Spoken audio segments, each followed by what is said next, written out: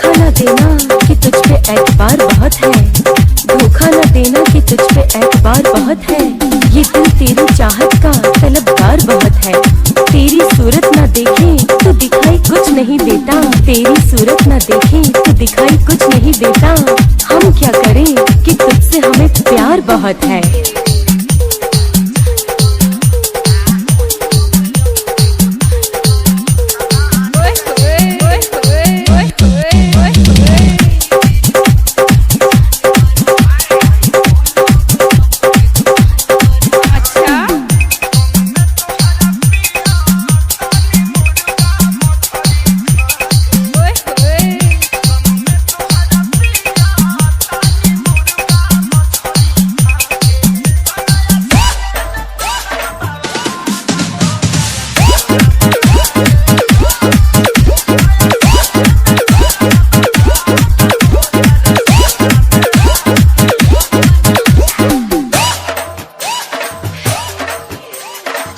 तू मिल जाए मुझे ये काफी है, तू मिल जाए मुझे ये काफी है।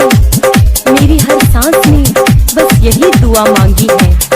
जाने क्यों दिल खिंचा जाता है तेरी तरफ, क्या तुमने भी मुझे पाने की दुआ मांगी है?